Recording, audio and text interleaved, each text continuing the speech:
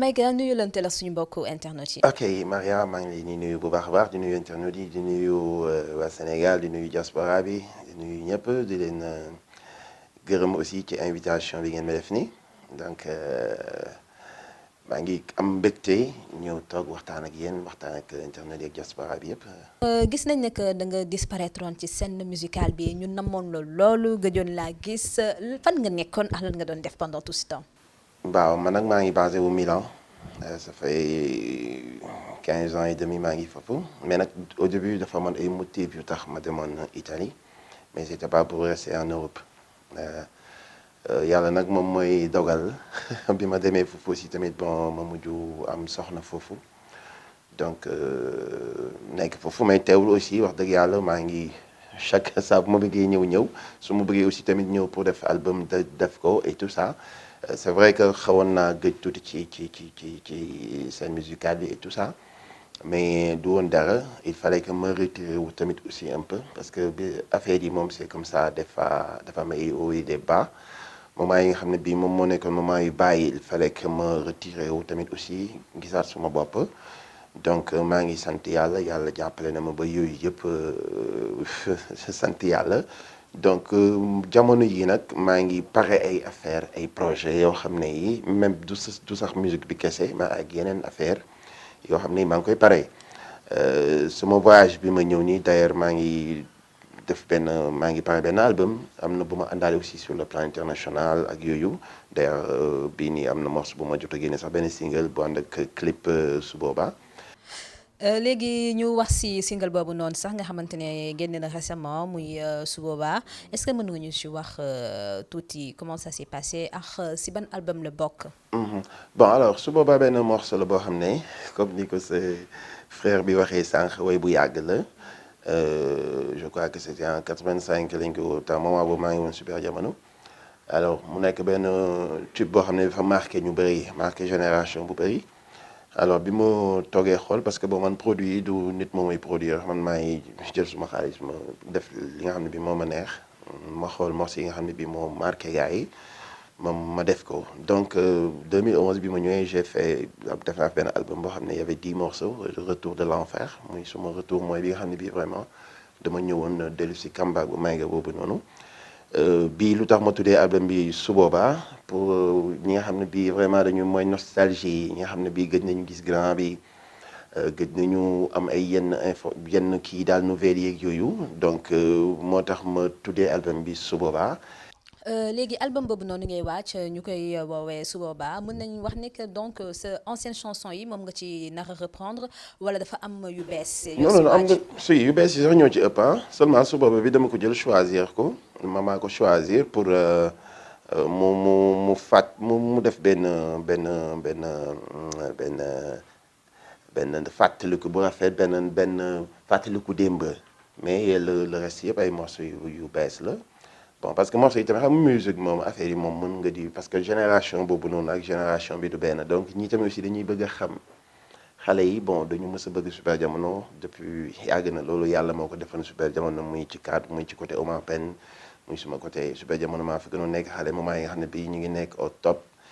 Super Jamono laa lay wax quoi waxama ay kii Super Jamono nga xam ne bii moment boobu y avait le Super Jamono complet ma gënoon fa nekk xale nekkoon star comme grand yi donc ñu wër àddina bi def yi gën a festival yi gën a rëy ci gën a am solo ci àddina bi def nañ ko àddina bi yëpp def nañ ko wax dëgg yàlla fu ne teg nañ fa suñu tànk joué donc je crois que am na yoo xam ne war nañ comme ni grand bi di def par exemple muy Omar Pène muy Youssou Ndour muy Baaba Maal muy Ismaïla Lô des fois ñu génne ay tubes yoo xam ne yi pour génération yi fi nekk mën a comprendre mais du caaginu par exemple génne ay anciens morceaux parce que xëy na inspiration yi fi nekkul mais c'est juste pour mais quand même su boobee bi boo ko dégloo di nga gis ni que c'est dama ko changer complètement quoi mais base morceau bi c'est su boobaa waaw mais donc voilà le reste moom ay morceaux yu bees la xëy na du ñàkk aussi tamit bu fekkee am na envie changer parce que affaire moom xam nga affaire dafa yaatu mën nga jékki-jékki am beneen idée changer bon parce que suma yëf la quoi du loo xam ne leen nit moo mën a ma defal ma nangam c'est pour moi donc dama ko te boo man bu may liggéey damay liggéey ak ay professionnels parce que am na yoo xam ne wax dëgg yàlla xawma ko ci xam-xam bi bon parce que malheureusement musique bi feebar na benn feebar boo xam ne bi du ma wax c'est du n'importe quoi mais je sais que aussi mais je sais qu'il y a un problème xam nga mais yooyu aussi yooyu yëpp de quoi que dañuy jéem a seet nu ñuy jàppalante jàppale xale yi aussi suñu bëggee. léegi la moo tax nga ni musique bi dafa feebar jeune génération bi ñoo assuré wul relève waaw parce bi que wala. xam nga yaa xamti baaxul parce que loolu moo andi sax ay affaire wu single man ay single yi wax dëgg yàlla sax damay c'est vrai que dafa xew mais moi ça me gêne par exemple je l'ai fait maa ngi doog a def single mais j'aime pas xam nga mais boo gisee mu xew parce que mu gën a xàll yoon boobu sax yoonu fibre musique bi waaw parce que léegi bon ku jóg tabax sa benn pantre defar sa benn studio teg sa benn computer def 20 morceaux su ko defee tamit aussi nit ki bu amee xaalisam mënoo ko teree dem waa ji toog defar loolu day xaar ko fay xaalisam xëy na sax xamul luy musique xamul dara mais gis ne la rek loo xam ne ñëpp a ngi ko def ñu di ko def mais loolu noonu moo gën a yàq yoonu yàqul dara nag parce que ba léegi xale yi mën nañu góorgóorlu jéem a xam nga wàcce parce que c'est important aussi tamit wàcc sa bopp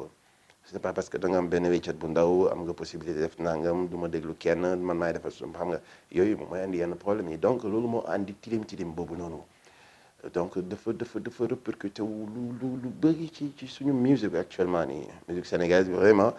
dootoo comprendre quoi da ngay dégg rek quoi lu ne ngi dégg mais sincèrement mënoon na ñàkk quand même nit ki waroon na mën a ñëw ñafe jàng boo mënul way nga dem ñu jàngal la way soo mënul jouer guitare nga dem ñu jàngal la nga jàng guitare et tout ça mais da ngay gis ni muy instrumentiste yi muy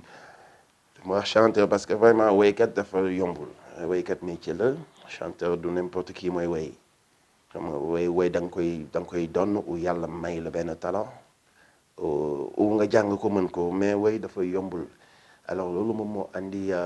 cacophonie bi am nii loolu moo ko andi donc nag ñun ñi ngi fi am nañ ci ay part de responsabilité muy man muy ku mu mun a doon ci waykat yi mag yi fi nekk nga xam ne bii vraiment ba ñuy wax way ñu surtout dañuy xam ñan ñooy waykat yi fii xale yi am na ci ñoo xam ne aussi wax dëgg yàlla am nañu talent waaw loolu cité naa fi ay boy yu bëri yoo xam ne wax dëgg yàlla mën nañ way ñu ngi góorgóorlu wax dëgg yàlla. Bon le reste tamit aussi dama leen di encouragé parce que ñoom it aussi mënoon nañu jël seen raaya dugal ci lu bon wala dem def fi leneen loo xam ne day lor nit wala yooyu mais aussi tamit du tee ñu ut xam-xam bi mais loolu yëpp base yooyu yëpp tamit aussi noonu dafa am fu mu war a jógee. léegi ñu daal di dellu un peu si sa carrière musicale gis ngeen nekk génnoon nga benn album bu tudd Retour de l'enfer yow sax nga ko si sa ay biir kaddu lan moo waraloon titre boobu noonu. waaw moment boobu noonu effectivement mooy bi ma demee parce que maa ngi dem Italie en 2003 je crois la dem Italie comme ni ko waxee yooyu sax xëy na ay yu passé la yoo xam ne dama newoon sax dootuma ci wax ci kenn dara parce que ñëpp xam nañu parce que awma ci dara loo xam ne dama ko j'ai rien à cacher mais quand même bon c'était en 2003 bi ma demee Italie lépp ci suma jaar-jaar.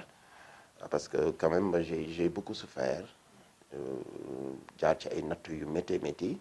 yoo xam ne yi moom boo gisee sax moom fitu woy ne fu ma jaar ku fa jaar tax ban am na raison bu tax te gisuma benn nit bu ko weddi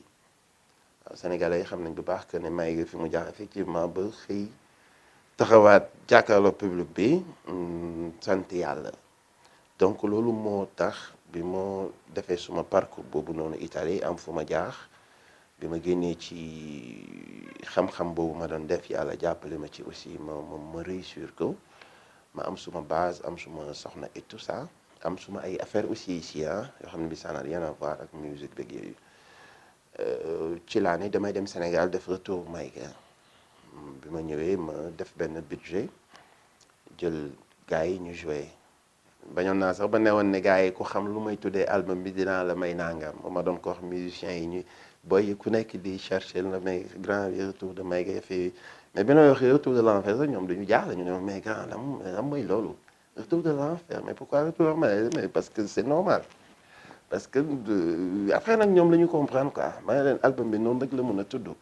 donc retour de l'enfer bi c'était juste pour marquer benn retour boo xam ne vraiment mooy que jóge na dafa mel ni ma jóge naa safara laa jógee léegi quoi de l'enfer ñëpp xam nañu fan may enfer donc j'étais là-bas quoi foofu laa doon vivre ay années waaw loo xam ne li wow mu woon mucc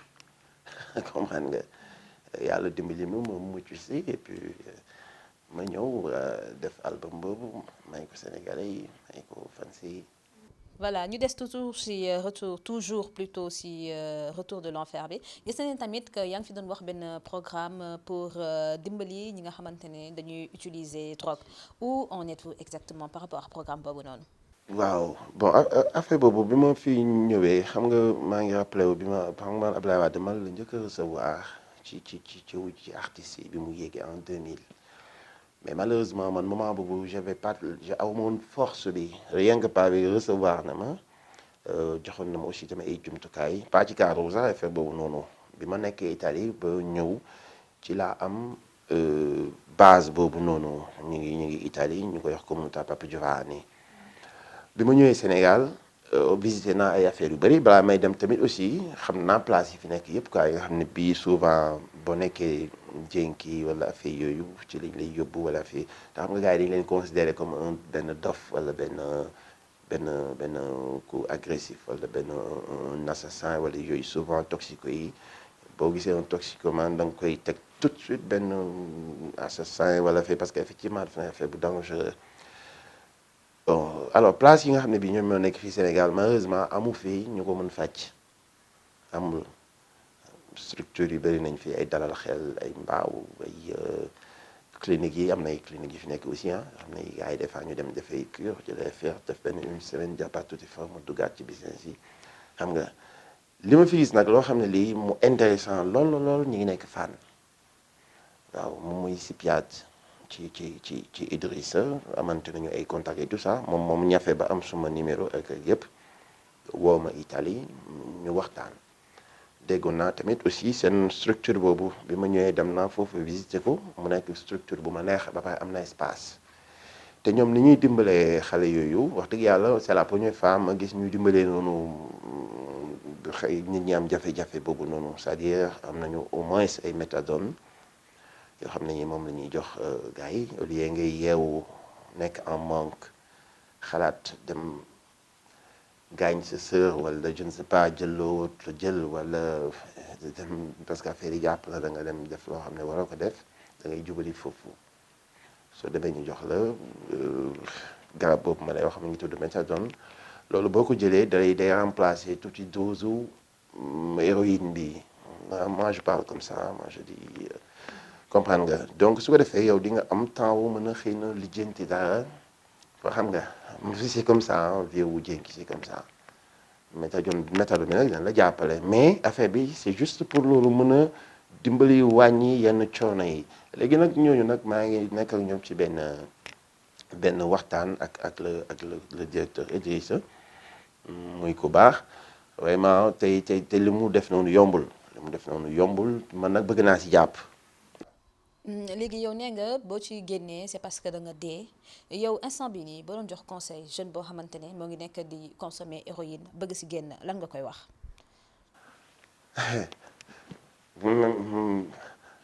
xam nga dafa yombul parce que loolu du koy conseiller pour parce que dafa yombul dara conseiller un toxicomane parce que benn business la boo xam ne bii moom moo lay moom quoi. moom c'est-à-dire moom mooy doon yow ba pare ëpp la doole moment bu ko neexee utiliser la ak foo mën a toll ak foo mën a ne comment xam nga kooku noonu moment bi nga koy conseiller xëy na mën na ko fekk ci moment yi mu jëlee dose am déglu la et tout ça mais bu dose boobu jeexee affaire bi bu fekkee ne il est en manque waaw foofu la problème bi nekk foofu nag moom mooy li ñuy lijjanti nii moment bi nii man loolu su ma conseillé loolu la quoi mais du ay wax du ay parole parce que parole yi ñi ci am chance bëriwul ñi ci am chance vraiment génn ci ay wax ñi rek bëriwul. nag yàlla ñu yàlla dimbali vraiment mu am fii Sénégal te mën nañ ko def am benn porteur de voix xam nga yàlla def na ni que bon man tey jii nii bu ma jëloon micro taxaw ci seen affaire lutte contre la drogue yi ñuy def ni jël xaalis passer ko affaire yooyu mais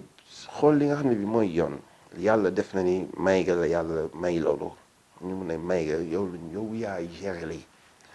su ko defee porte de voix damay ñëw jël suma micro yéeg ci kaw kii bi bu nekk ay yaa xam ñaata toxicomane ñoo taxaw bu baax nañu ma dégloo danañ xam ne kii xam na li muy wax mais doo ñëw jël ay yenn responsabilité yoo xam ne jël ay nit ñoo xamuñu leneen xamuñu lan mooy histoire ou drogue dure nga ñëw jox leen ay yenn somme yi kii bu boobaa dara du ça sert à rien yooyu il faut ñu xoolaat ko mooy base affaire ma noonu rek ci côté musique bi il faut ñu xool yooyu yëpp waaw mais yàlla baax na ñi ci war a sauver dinañ ci sauver ah mais c'est sûr que moom waaw ñuy góor bëri nañ de. léegi période bi nga nekk woon en cure en Europe comment ça s'est passé est-ce que arrivé na la nga rechuter entre-temps. non mais loolu mënoo ko def mais ci yaa ngi imaginer 3 ans nga def 3 ans de programme di rechuter mais loolu attends mais loolu dafa doy waar c'est-à-dire u xam-xam bi da ngay ñëw ne ok mais am na ñoo xam ne ñi def nañu 2 ans 6 mois rechuter waat dañuy jékki-jékki rek dañuy dem seen yoon te kenn du la téye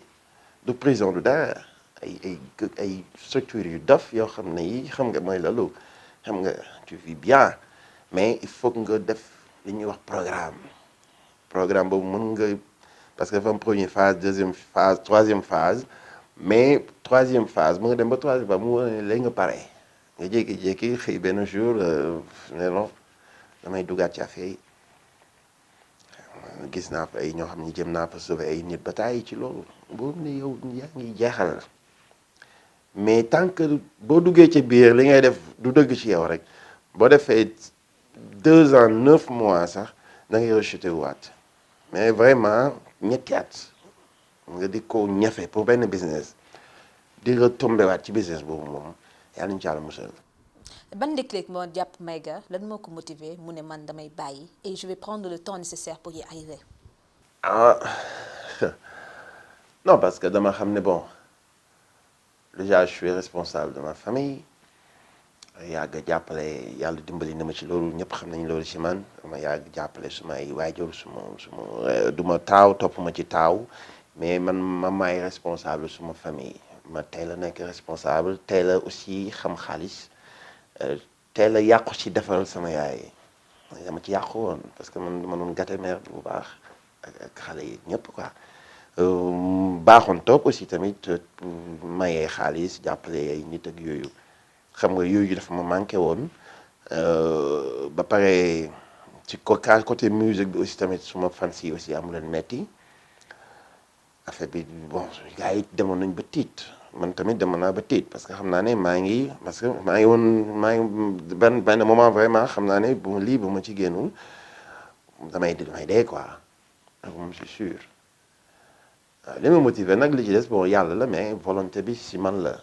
waaw loolu moom ma gën a motivé xalaat yenn affaires yi ma doon def ak suma famille suma waajur et tout ça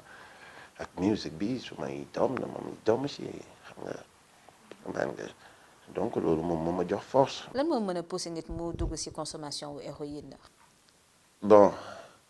xam nga affaire yi moom tout souvent boo ci duggee mën nga ne diw moo ma dugal ci nangam wala dama topp lii wala dama am xaalis fa mais souvent tamit aussi nit ki da ci am part de responsabilité affaire bi moom doo jël lépp saf ko benn nit parce que moo la ci dugal parce que loolu tamit dama ko jàng ci biir xamu tax muy benn xam-xam boo xam ne bi jour bi ñu ma ko waxee meroon naa benn mer boo xam ne bi ñu ne ma mais yow est-ce que amoo part de responsabilité ci du ma ñëw fii ngeen di ma laaj loolu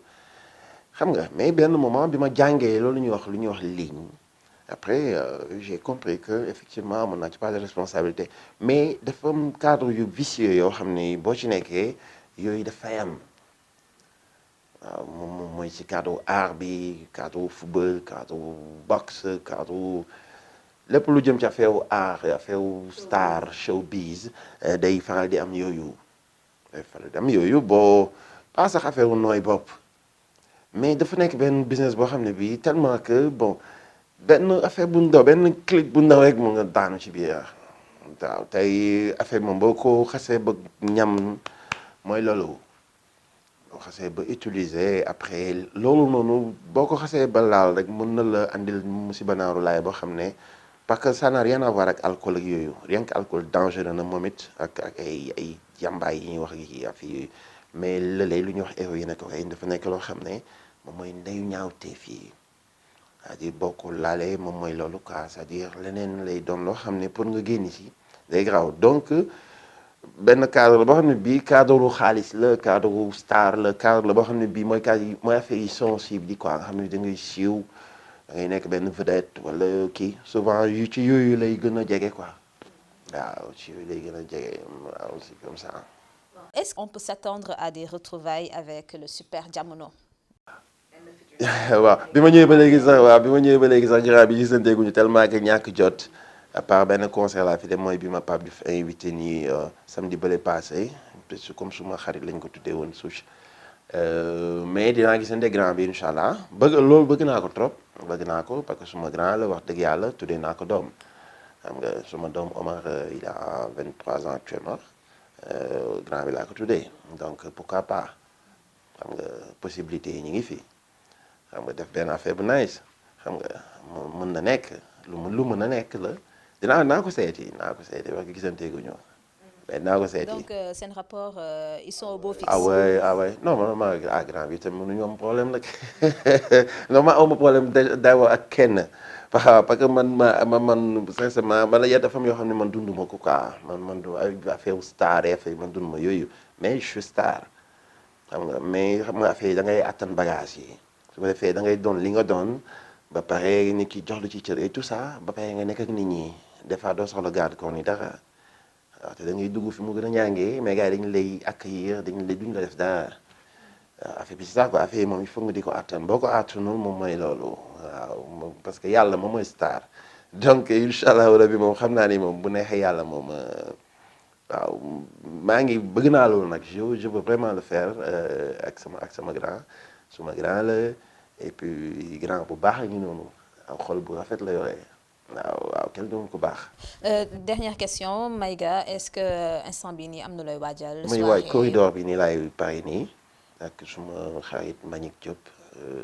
moom suma xarit la yàgg na donc mu daf ma gët saax ci affaire boobu mu tombé nag ma war a dem dama dem Angleterre rapidement. man moom loolu côté boobu moom bu neexee yàlla je vais le faire bu neexee yàlla kooku moom maa ko wax je vais le faire waaw ci sumay propre possibilité du ma ci xaar ma sàmm xam nga sax yi ngay xam sax yi ngay xaw a sax tiit ak yooyu naan ci il faut mu gis diw pour au moins am benn weccet fii taxale kii non man maay génne xaalis jox musiciens yi non du question am xaalis sax c'est-à-dire bon affaire bi c'est ça man pour man bu may ñëw Sénégal damay def benn projet bu may ñëw maa indi xaalis boobu teg ne lii pour lii la xam nga mais bon ñu ngi sant yàlla. voilà léegi balaa ngay tàggatoo ak mbokku internet yi dernière question lan moo tax Maïga bëgg a Vertrey. Vertrey